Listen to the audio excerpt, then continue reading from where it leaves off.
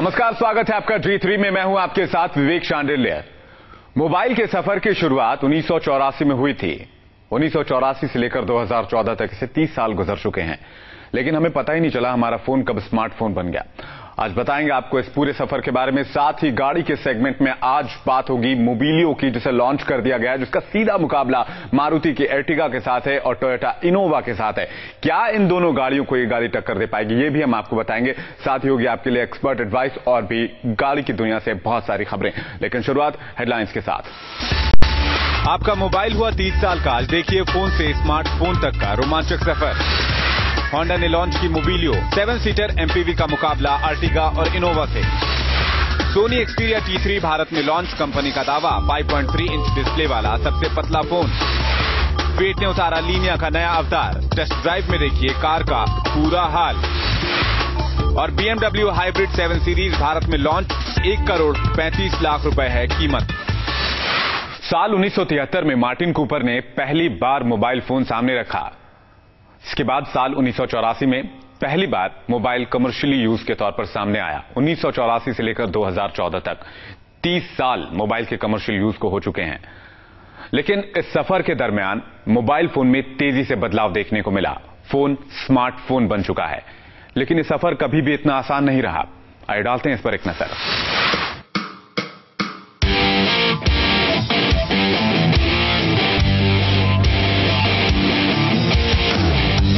एक ऐसा साथी जिसका साथ एक पल के लिए छोड़ना हमें गवारा नहीं। एक ऐसा हमसफर जिससे अलग होना मुमकिन नहीं। ये साथी है हमारा स्मार्टफोन।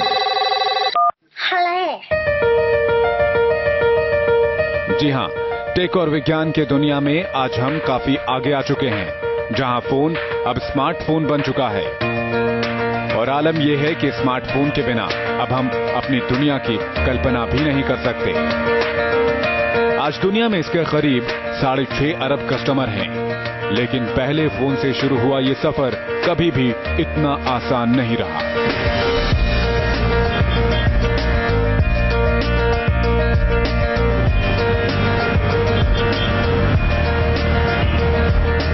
साल पहले, साल 1984 में जब पहली बार मोबाइल लोगों के हाथ में आया, तब ये सोचना भी मुमकिन नहीं था कि एक दिन टेक वर्ल्ड की पूरी ताकत इंसान की हथेली में सिमट आएगी। लेकिन ऐसा हुआ और ये बदलाव बहुत तेजी से अब भी जारी है। आज हम आपको इस टेक्नोलॉजी और विज्ञान के सफर पर ले चलते हैं, जब मोबाइल फोन वजूद में आया। मोबाइल के सफर की शुरुआत करीब 4 दशक पहले 1973 में ही हो गई थी। ये वो दौर था जब केबल फोन का चलन आम बात थी। लेकिन इसी वक्त एक ऐसा आविष्कार हुआ जो आने वाले वक्त में टेलीकम्युनिकेशन की दुनिया में क्रांति लाने वाला था। टेलीकॉम कंपनी मोटोरोला में काम करने वाले एक शख्स मार्टिन कूपर ने 3 अप्रैल 1973 को पहला मोबाइल फोन दुनिया के सामने रखा। दुनिया ये सोच रही थी कि क्या ऐसा भी मुमकिन है, क्या बिना तार के बात कर पाना संभव है।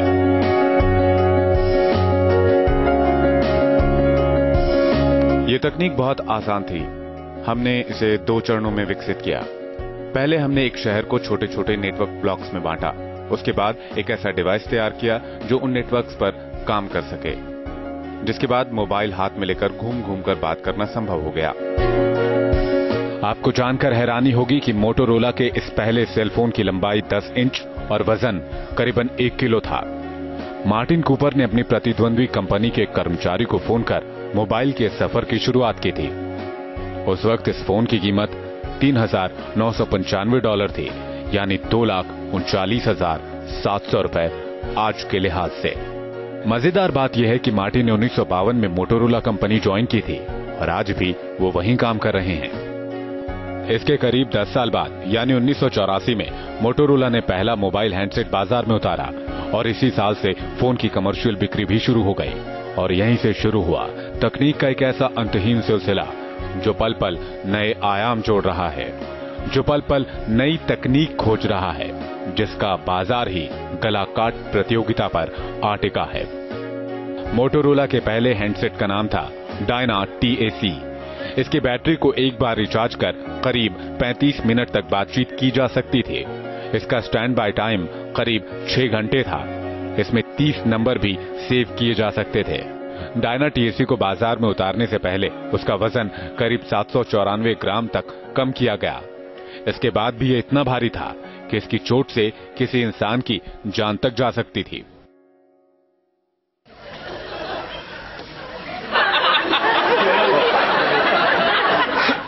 टेस्टिंग हेलो साल 1985 में ब्रिटेन में पहला कॉल किया गया। हास्य कलाकार एरिन वाइज ने 1985 में सेंट कैथरीन बंदरगाह से वोडाफोन के दफ्तर फोन कर ब्रिटेन में मोबाइल फोन के इस्तेमाल की शुरुआत की।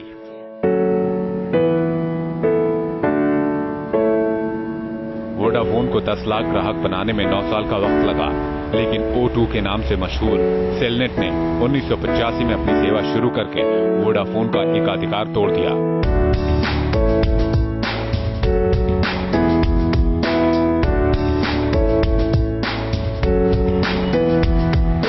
वहीं सेलनेट ने केवल 1.5 साल में ही अगले 10 लाख ग्राहक जोड़े। मोबाइल फोन के जरिए बात शुरू हो चुकी थी, लेकिन आगे इसमें और चीजें जोड़नी बाकी थी। आज हम व्हाट्सएप के युग में भले ही आ चुके हों, आज भले ही मैसेज भेजने के लिए कैरेक्टर्स लिमिटेशन ना हो, तस्वीरें, गाने या एमएमएस को आसानी से शेयर कर सकते हैं, लेकिन शुरुआत में ऐसा नहीं था। साल 1985 में 45 साल के रिसर्चर फ्रॉइडल में हिलब्रांड ने 160 कैरेक्टर मैसेज का कॉन्सेप्ट निकाला।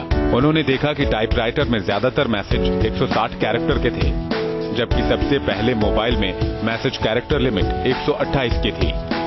वैसे एसएमएस की कहानी 1980 के दशक से शुरू होती है। ब्रिटेन के मोबाइल कम्युनिटी ने पहली बार इस बात पर विचार किया कि मोबाइल के जरिए कैसे लिखित संदेश भेजे जा सकते हैं।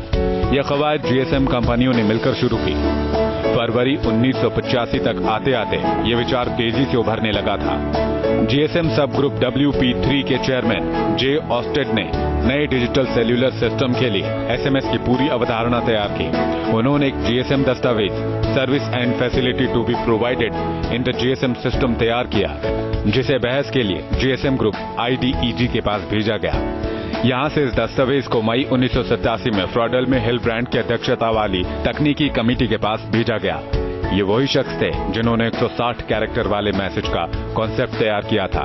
तकनीकी कमेटी ने पहलुओं का अध्ययन करने और जरूरी फेरबदल के बाद इसे हरी झंडी दिखा दी। 3 दिसंबर 1992 को वोडाफोन नेटवर्क से दुनिया का पहला कमर्शियल एसएमएस भेजा गया, जिसकी सफल डिलीवरी के बाद एसएमएस सेवा मोबाइल फोन पर शुरू हो गई। साल 1990 में नोकिया ने भी अपना पहला फोन लॉन्च कर दिया। नोकिया 9000 कम्युनिकेटर कंपनी का पहला स्मार्टफोन था, जो 1996 में आया था, जिसमें उस समय के मोबाइल फोन के मुकाबले अधिक सुविधाएं थी, और इसने ही स्मार्टफोन की अवधारणा की नींव रखी। साल 1993 में आयोजित वायरलेस वर्ल्ड कॉन्फ्रेंस में IBM सिमान नाम का पहला स्मार्टफोन पेश किया गया। इसमें शुरुआती दौर की टच स्क्रीन लगी हुई थी। ये email, electric pager, calendar, calculator और एड्रेस बुक के रूप में काम करता था। लेकिन आज तकनीक के मामले में इंसान मीलों आगे निकल चुका है। आजकल के मोबाइल फोन पर net banking, web surfing, video streaming और वीडियो गेम जैसी सुविधा का मजा ले रहे हैं। एक रिसर्च बताती है कि स्मार्टफोन का उपयोग करने वाले हर रोज औसतन 12 मिनट कॉल्स पर खर्च करते हैं। मोबाइल फोन यूजर हैंडसेट पर हर रोज गेम खेलने के लिए 14 मिनट खर्च करते हैं। 16 मिनट म्यूजिक सुनते हैं, सोशल मीडिया पर 17 मिनट बिताते हैं, ऑनलाइन ब्राउजिंग पर 25 मिनट गुजारते हैं, और सबसे मजेदार ये कि लोग मोबाइल फोन का सबसे ज्यादा इस्तेमाल समय देखने के लिए करते हैं। वहीं भारत की बात करें तो देश में आज 1000 रुपए से लेकर लाखों रुपए तक के फोन बाजार में बिक रहे हैं। लेकिन 15 साल पहले जब देश में मोबाइल फोन सर्विस की शुरुआत हुई थी, तब हथौड़े या ईंट के छोटे टुकड़े जैसा दिखने वाला सबसे सस्ता मोबाइल हैंडसेट भी 25,000 रुपए का था।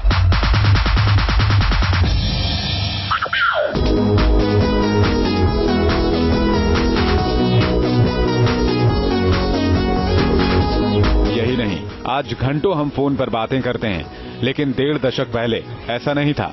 आउटगोइंग यहां तक कि इनकमिंग दोनों तरह की कॉल का रेट था 32 रुपए प्रति मिनट। अब तो बात करने की लागत यानी मोबाइल सर्विसेज की दर 1 पैसा प्रति सेकंड तक सिमट आई है और इनकमिंग कॉलें तो कब की मुफ्त की जा चुकी हैं। दरअसल ये संभव हो पाया 1999 में आई टेलीकॉम पॉलिसी के बाद, जिसमें प्राइवेट कंपनियों को मोबाइल फोन सर्विस में निवेश की इजाजत दे दी गई। इसके बाद 1 अक्टूबर 2000 में भारत संचार निगम लिमिटेड की स्थापना की गई और यहां से शुरू हुआ सफर। इसके बाद मोबाइल सेक्टर ने कभी पीछे मुड़कर नहीं देखा। एक अनुमान के मुताबिक दुनिया में साल 2016 तक मोबाइल फोन की सालाना बिक्री करीब 2 अरब 1 करोड़ यूनिट हो जाएगी। वहीं भारत में 2015 तक मोबाइल फोन की सालाना बिक्री 32.2 करोड़ यूनिट होने का अनुमान है।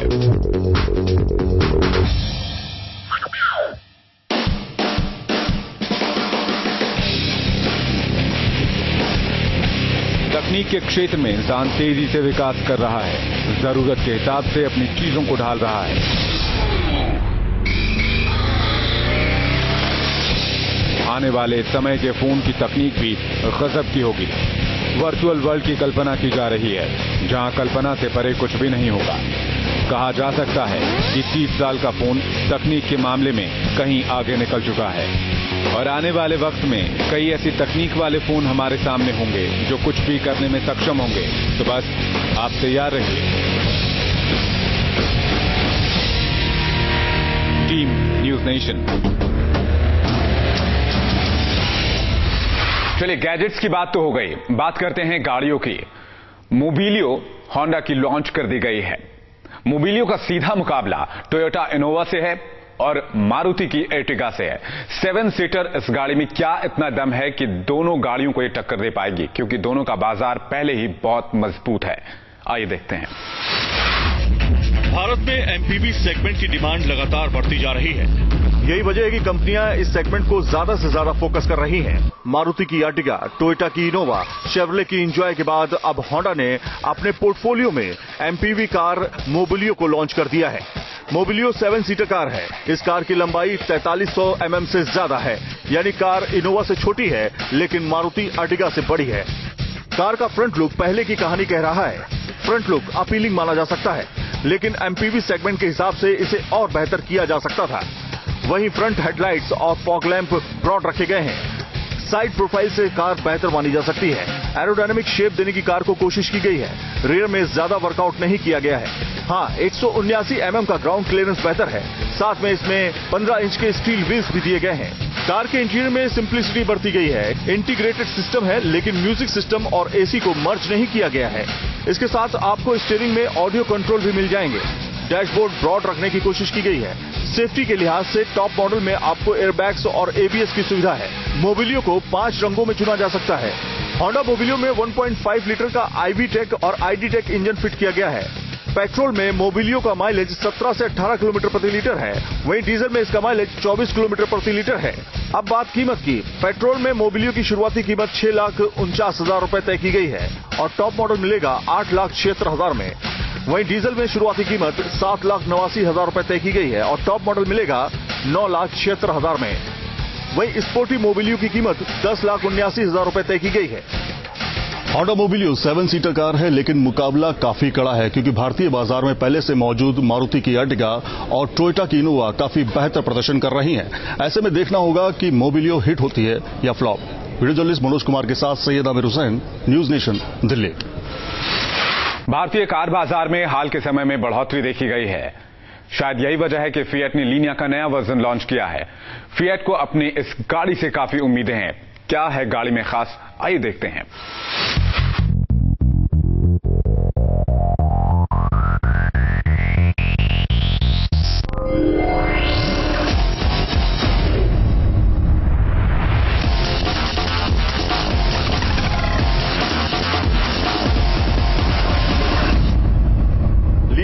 फिएट लीनिया, जिसको 2009 में भारतीय बाजार में पेश किया गया, लेकिन काफी ज्यादा बदलाव के साथ नई लीनिया आ चुकी है। अब हम जानते हैं कि इस नई लीनिया में क्या खास है, क्योंकि ओवरऑल स्ट्रक्चर चेंज कर दिया गया है। हम इसकी टेस्ट ड्राइव करेंगे और आप तक इसकी रिपोर्ट पहुंचाएंगे। और पहले इंटीरियर, एक्सटीरियर, उसके बाद इसकी टेस्ट ड्राइव।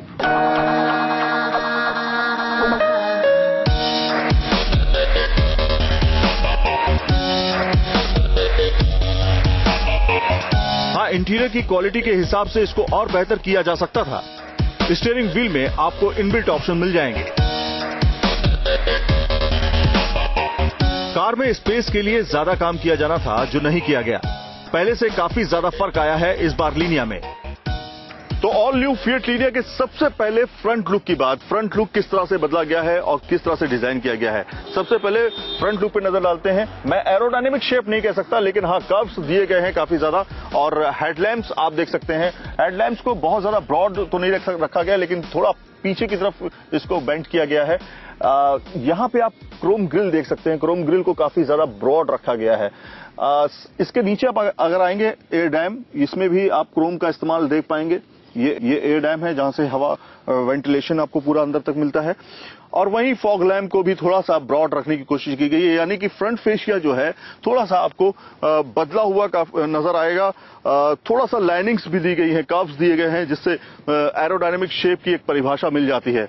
लगेज के लिए क्या ऑप्शंस हैं और कितना ज्यादा स्पेस इसमें दिया गया है, ये हम देखने की कोशिश करते हैं। मेरे साथ में की है और ये एक अच्छा फीचर माना जा सकता है कि आप बटन दबाते ही आपका जो डिग्गी है वो खुल जाती है और काफी बड़ी डिग्गी आप मान सकते हैं। इसमें काफी ज्यादा सामान आ सकता है। 390 लीटर की ये का बूट स्पेस इसमें दिया गया है, तो काफी ज्यादा सामान आप इसमें कैरी कर सकते हैं और ये एक बेहतर ऑप्शन है लंबे सफर के लिए। जब आप सामान कैरी करके चलते हैं तो एक लंबा सफर ज्यादा सामान के साथ आप कैरी कर सकते हैं। लेकिन अब वक्त है एक छोटी सी टेस्ट ड्राइव का। टेस्ट ड्राइव में ये जानने की कोशिश करेंगे कि नई फिएट लीनिया जो काफी दावे कर रही है फिएट की काफी बेहतर कार है, उसमें कितना दम है और उसके इंजन परफॉर्मेंस में कितना दम है। आइए चलते हैं एक छोटे से सफर पर, ऑन रोड इसकी परफॉर्मेंस चेक करते हैं।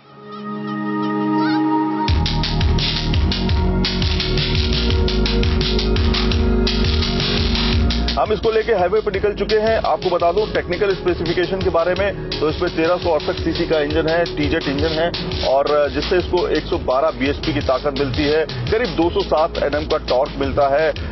0 से 100 की रफ्तार पेट्रोल वाली कार जो है वो करीब 11 सेकंड में पकड़ लेती है। वहीं अगर माइलेज की बात की जाए पेट्रोल में, तो पेट्रोल में आपको माइलेज करीब 15 किलोमीटर प्रति लीटर का मिलता है जो हाईवे पर है। लेकिन अगर आप सिटी ड्राइव करते हैं तो 12 किलोमीटर प्रति लीटर का माइलेज मिलता है।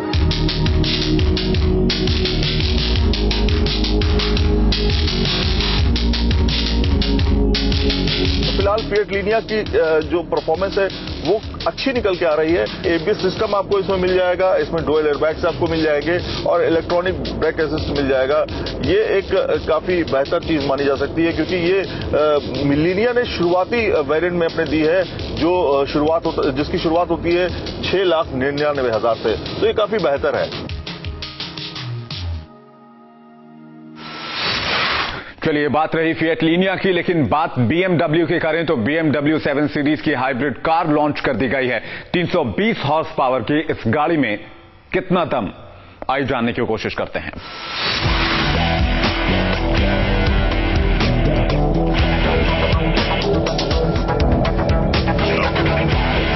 भारत में लग्जरी कार कंपनियों के बीच मुकाबला काफी बड़ा है। इसी वजह से सुपर लग्जरी में भी कारों में काफी एक्सपेरिमेंट हो रहे हैं। BMW ने अपने 7 सीरीज को एक्टिव हाइब्रिड ऑप्शन में लॉन्च कर दिया। हाइब्रिड मतलब कार मोटर से चलती है और परफॉर्मेंस के आधार पर गैसोलीन में कन्वर्ट हो जाती है, जिससे पेट्रोल की काफी बचत होती है। एक्टिव हाइब्रिड 7 सीरीज की कीमत 1,35 लाख रुपए तय की गई है। BMW active hybrid 7 series petrol cum electric motor car है। कार की परफॉर्मेंस पहले जैसी ही है। कार में 2,979 सीसी का इंजन फिट किया गया है, जिससे कार को 320 हॉर्स पावर की ताकत मिलती है और 450 एनएम का टॉर्क 1300 से 4500 आरपीएम पर। कार एक्टिव हाइब्रिड होने के बावजूद 6 सेकंड में 100 किलोमीटर प्रति घंटे की रफ्तार पकड़ लेती है और इसकी टॉप स्पीड 250 किलोमीटर प्रति घंटा है। कार के इंटीरियर में भी काफी फीचर्स हैं। 8 स्पीड ऑटोमेटिक ट्रांसमिशन है, एक्टिव सेंसर्स दिए गए हैं, सेफ्टी के लिए 6 एयरबैग्स हैं, पार्किंग सेंसर से लेकर cruise control, dynamic stability control, crash sensor, ABS, vehicles immobiliser जैसे तमाम फीचर्स मिलेंगे नई BMW 7 सीरीज में। इसके साथ हॉर्न म्यूजिक सिस्टम आपके मनोरंजन के लिए, वहीं वॉइस कमांड भी मौजूद है इस कार में। भारत में हाइब्रिड कॉन्सेप्ट कोई नया नहीं है। इससे पहले होंडा और टोयोटा इस कॉन्सेप्ट को अपना चुके हैं। भारत में अभी हाइब्रिड कारों का प्रोडक्शन नहीं होता है, जिससे कीमत में काफी इजाफा हो जाता है। गर्मी हो, बरसात हो या फिर ठंड हो, गाड़ियों में हम एसी का इस्तेमाल अक्सर करते हैं, लेकिन एसी चलाते वक्त या एसी चलाने से पहले कुछ सावधानियों को बरतना भी बेहद जरूरी है। आइए देखते हैं एक्सपर्ट एडवाइस। गाड़ियां जो आजकल जो जितनी भी बनती हैं उसके अंदर ऑलमोस्ट 60% इंटीरियर जो हैं वो सिंथेटिक है, जिसके अंदर आपकी फैब्रिक है, डैशबोर्ड्स हैं, डोर साइड पैनल्स हैं, they are all made of plastic and synthetic material. With the result जब गाड़ी बाहर धूप में खड़ी होती है और inside temperature sometime go up between 60 to 70 degree centigrade in summer, specially in hot areas, Delhi and above आप जाएं कहीं पे, तो lot of toxic gases get produced. With the result जो अंदर की ऑक्सीजन है वो डिप्लीट हो जाती है और उसके अंदर बहुत सी आपको कॉम्प्लिकेशंस होती हैं। They can be cancerous. Asthma patients हैं उनको और इन्हांस हो जाएगा उनका एस्थमा। तो गाड़ियों के शीशे डेफिनेटली रोल डाउन करने चाहिए for health reasons, not for any other reason. आप क्या ये सोचिए कि जी एयर कंडीशनिंग जल्दी इफेक्टिव हो जाएगा? Yes, that also makes a difference, but for health reason the door glasses should come down, internal gases should be exited and then you should start driving with fresh oxygen inside. G3 की आज की खास पेशकश में फिलहाल इतना ही। आप अपने सजेशंस, अपने क्वेरीज आप हमें मेल कर सकते हैं। हमारा मेल आईडी है g3@newsnation.in पर। न्यूज नेशन पर खबरें लगातार जारी हैं। आप बने रहें हमारे साथ। नमस्कार।